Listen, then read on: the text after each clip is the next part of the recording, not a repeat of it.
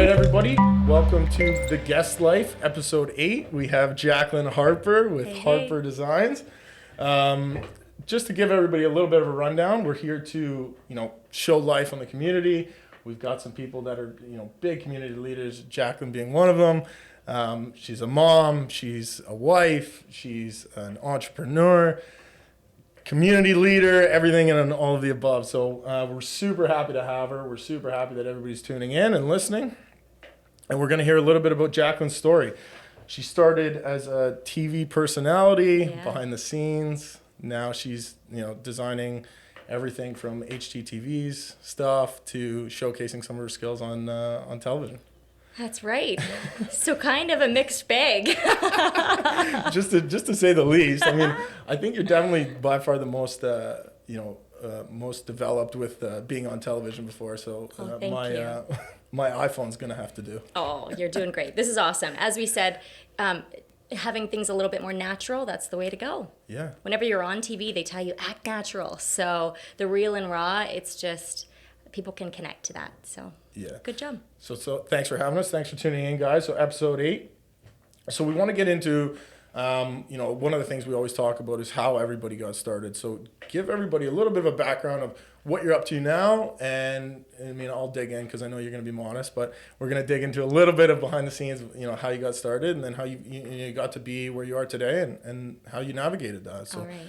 Just share with everybody a little bit of your story. So right now I am working in interior design. I have my own company, Harper Designs, launched about 2 years ago, and this is my second career.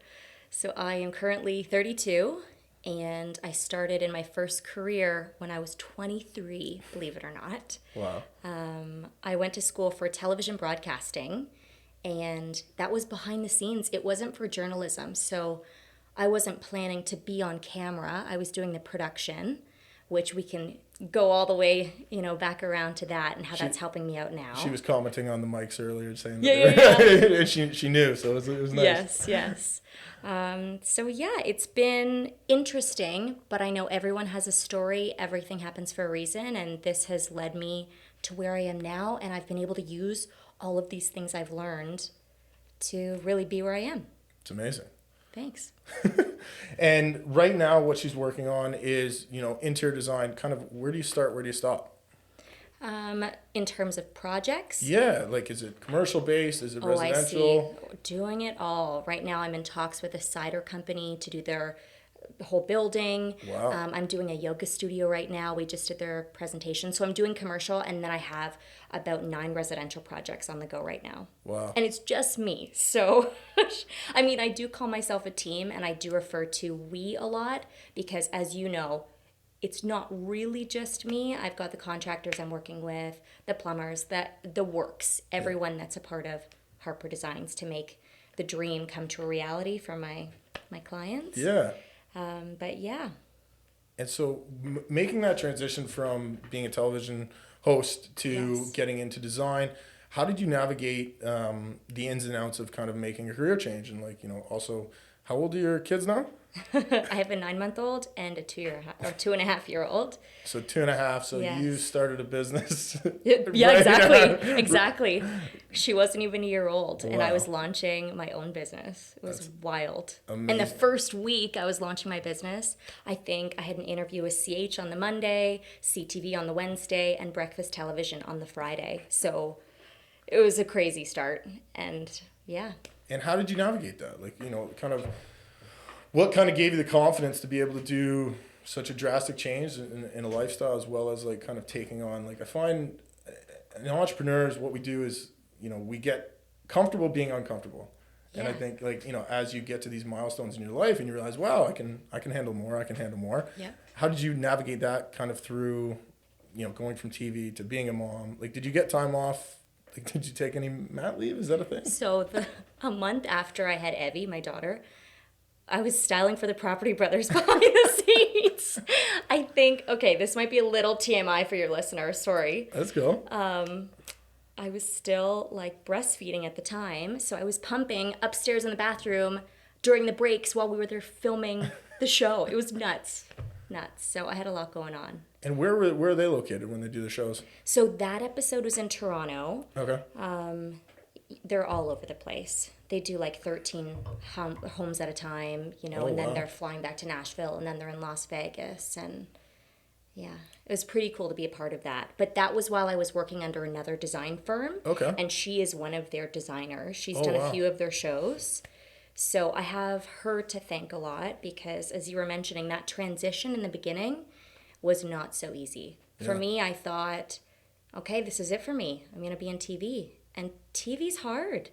TV is a little bit of a dying industry. We're seeing the medium shifting. People are streaming a lot of things now. So when CH, which was the morning show I used to host, when they went bankrupt, I had no freaking clue what I was going to do. It was really eye-opening. Wow. So I thought, this is my opportunity to make a change, to have something maybe a little bit more stable, because I didn't really know where TV was going. And then I reached out to this designer and I begged her to basically let me intern for her, honestly, just to get experience. Wow. And her dad used to watch me every morning, so she knew who I was, and she's like, maybe this could work out. Maybe you could help me with my social media. I kept telling her, we've got to use the Property Brothers. Girl, let's get that out there. Let's tell people that that's what you've done. We'll make YouTube videos. We'll promote it on Instagram. And ultimately doing that, I got hired on. And then we would go to reveals, and she kind of taught me the majority of what I know in design. Wow. Yeah. And how long was that process where you kind of interned for free-ish? You know what? She paid me in the very beginning. Okay, I don't great. think it was ever free work, but I taught her a lot about being on camera, trying to be natural on camera, photography. I was doing all of her photos for her reveals. Oh, wow. Because I learned the techie side, right? I studied that. I studied film. I was using Final Cut. I was editing videos. So it transitioned into that aspect. And then ultimately, knowing that, I was able to promote my own business once that launched, and I'm still doing that now. So there's been several learning curves, Yeah. but I think that makes you stronger. And having all those traits, it's great. And we're always growing and always learning, and especially as entrepreneurs, for everybody listening, like kind of, you downplay it and it's like, oh, it just, just the company went bankrupt and, out of a job. And also It was scary. Yeah, there's a lot of fear there. And especially currently we're filming right now, and we're just kind of, hopefully over the curve of COVID, and things are starting to open up. And I think, over the last couple of months, speaking with a lot of different entrepreneurs in tons of different industries has been very eye-opening that it can be a very lonely place. But there's also a lot of reward coming with that. So, being the one that comes up with the new idea, or, the plan to get out of a bad situation, or reassure people that everything is going to be okay. And even if it's not. It's true. Wearing the smile and the hat and feeling good about what the outcome's going to be. Yeah. So that's awesome. I think that's a mindset thing. Totally. I'm not sure everyone has that. I think as soon as they went bankrupt, I thought, okay, what am I going to do? Not my goal in life is to be successful, but I like to be successful. Have you ever heard of the Enneagram test? No. Okay, I'm going to send it to you after this. Perfect. You have to do it. I came out as a number 3, which is the successful achiever, and it really teaches you how you think. So for me, I'm constantly achieving goals, setting, trying to achieve success. That's my main goal in life. That's what this told me. Okay. So any downfall, I turn into a positive. I turn into a success. So let's say CH going bankrupt, I made myself successful in design. Yeah. It's really interesting. So anyone listening, check out Enneagram. It will teach you the way that you think and kind of what your fears are in life. And Perfect. it's interesting. We'll put it in the link below in all the different podcast places that this is going to be on, all the different platforms. So we're talking about platforms, and we're talking about design, and when I think design, I think beauty, I think high energy, and I think spaces. Yeah. So I noticed you on TikTok because I know that face. I know that face. This new platform that I've been. I was not forced to go on, but one of the things as an entrepreneur is like when I hear something and someone says you're going to be doing something good. We just talked before the show about Gary Vee and how much of an impact he's had. Mm-hmm. So Gary Vee's a huge promoter of TikTok, and I have yet to know a famous TikToker, but today I can thankfully and successfully say we have a famous TikToker in the building right now. So if for any listener out there, first of all, if you don't know who Gary Vee is, you have to check him out. Mm-hmm. He's a marketing genius, and he's a guru, and he's also very, very motivational, and there's a lot of humility and stuff like that he preaches, which has helped me in my business. And me too. Yeah. So tell us about this platform, TikTok. Okay. So how did it start, and how the hell did you take it over? So TikTok, you're kind. I think right now I'm at 126,000 followers, which seems like a lot, but the people that have really made it on TikTok are at 1 million, 5 million, and it's not out of reach to get there. TikTok is the fastest way to grow right now. It is such a great platform. I love it. So this is where that techie side of me comes in. Again, bringing you back to that story element where going to school, learning the video, getting into the techie stuff. Yeah. I love that. So I think that kind of sets me apart in one respect. So when new platforms come out like this, I jump on the opportunity. So with TikTok, I think it was around Christmas when I started. My cousin was over. This year. Okay. Yeah. And you have 126,000 followers in... Which happened... 7 months. It happened really quickly. Like, when I first posted, my videos weren't doing very well. And then I would say by February, it kind of took off. It's been crazy. And then... Okay, we'll get to this. I'm so excited to share. So my cousin, we made a video. I'm like, all right, maybe this isn't just for kids. How can I make this for my niche? How can I make this my own? I started doing some videos, just giving some tips and tricks on TikTok. Okay. I haven't even told you this yet. TikTok reached out to me. Come on. When I was at about 60,000 kilometers, 60,000 followers, and I now have a TikTok account manager from LA. Come on. Yeah, like I'm a TikTok collaborator. I'm a TikTok creator, they call them. And right now... Like I said, guys, we're in the presence of greatness, right? Like, I think it's amazing. So I have someone in LA that I've been in close connection with. Okay. They touch base with me weekly, just letting me know about some things that are coming up, hashtags that I should be using. I'm a part of a campaign with TikTok right now that was really hush-hush, but they've just sent out a press release. So now we're allowed to talk about it. Amazing. But it's been, I'd say, maybe 3 weeks. And it's all about educational content on TikTok. Okay. So I was already there before this campaign.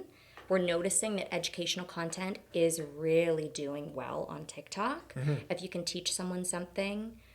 Obviously, we know that there are a lot of young kids on TikTok. So, I mean, you have got to do some educational stuff on there for sure. Especially business stuff. Yeah. Yeah. I mean, I know you're on there. I know you're killing it too, but...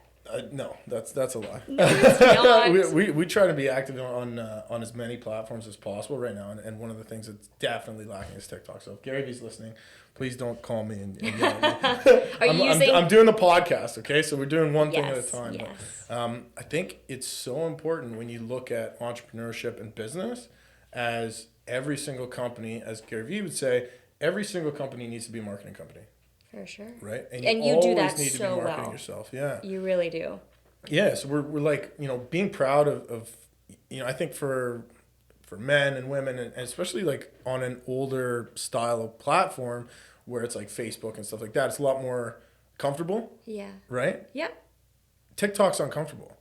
And you make it look graceful in Thanks. terms of, getting involved and getting, like, how do you, create fun and energetic stuff. So if you guys haven't checked out TikTok, it's, first of all, it's addicting. So if you're trying to go to bed early, do not open it up. You'll be scrolling for an hour before it feels like 4 minutes. It's also one of the things that I love is it showcases how great people are.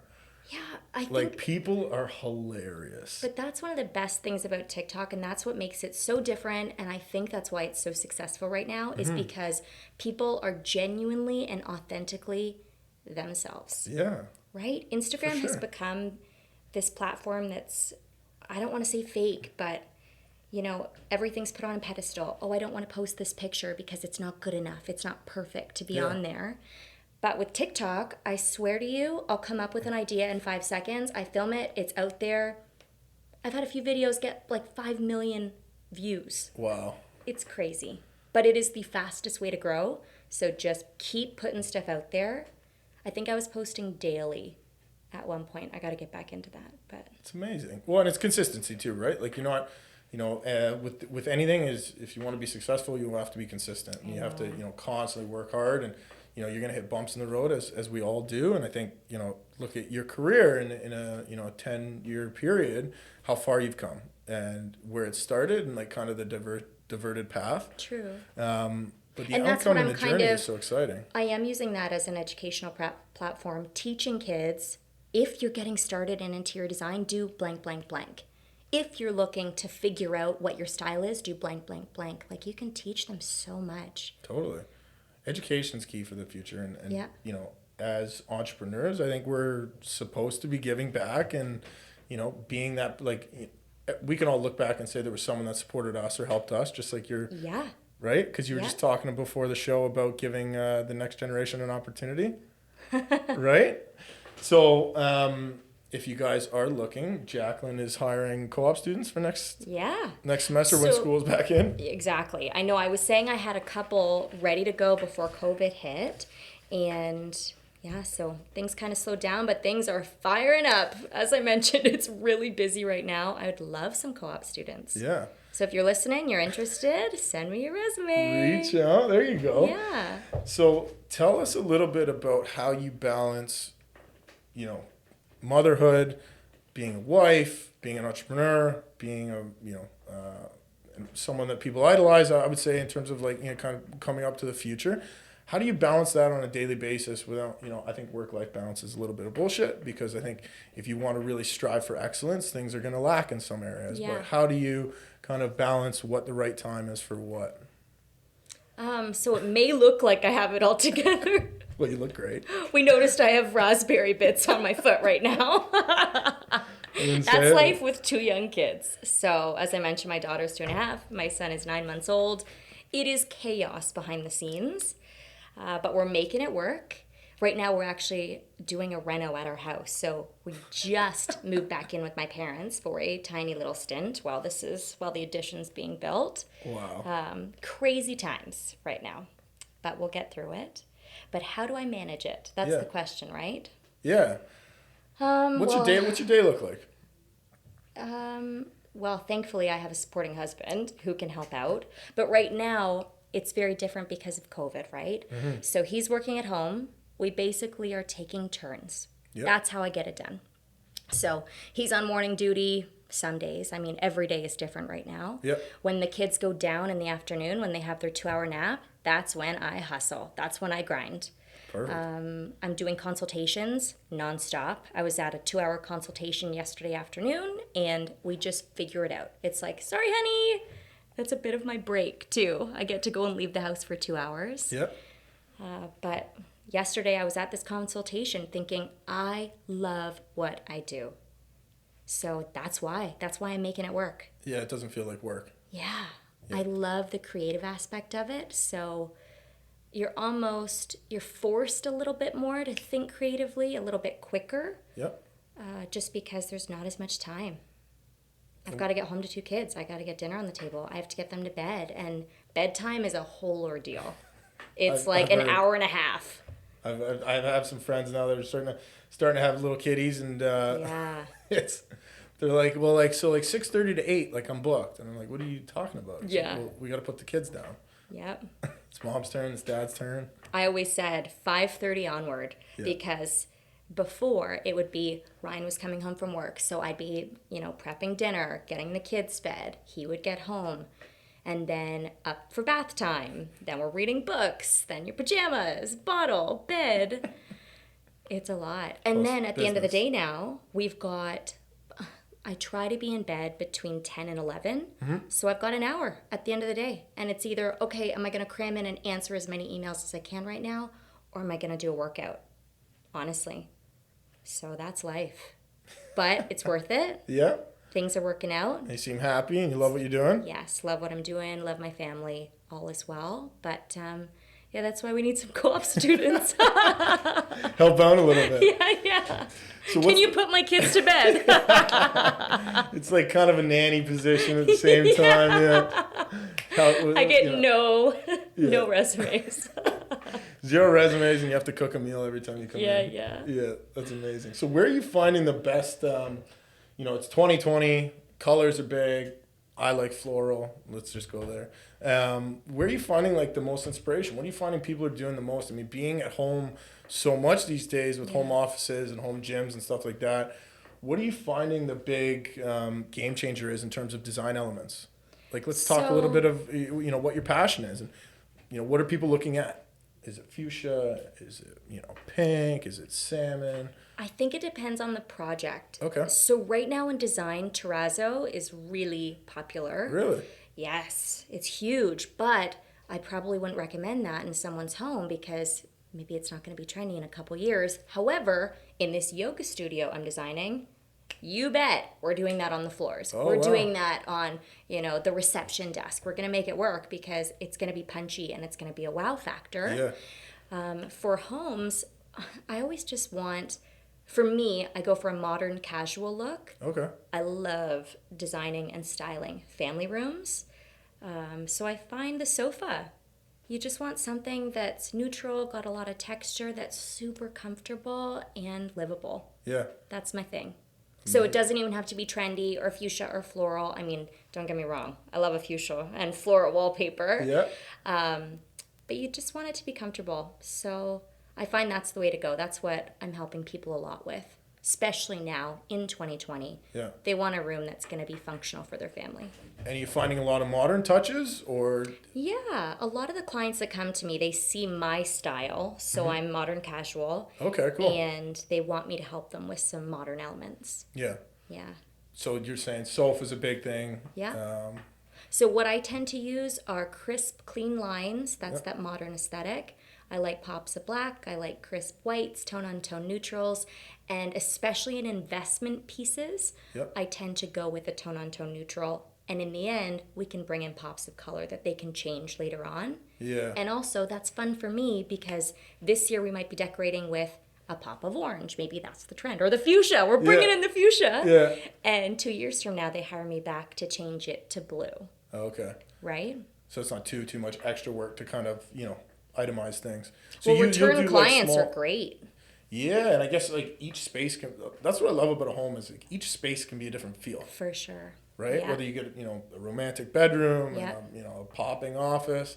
I mean, that's one of the things that was massive for when we did our office space was I come from like It's beautiful. By the way. hating an office, right? I hated an office setting. And so, if I have to come here every day, I'm used to being on the road all the time. And now, my position's changed.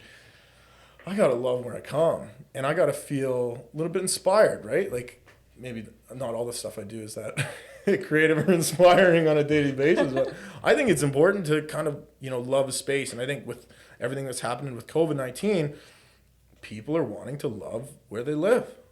And making a cozy home office that's creative. I think I've done 4 offices in the past month. Yeah. Yeah. So it's busy.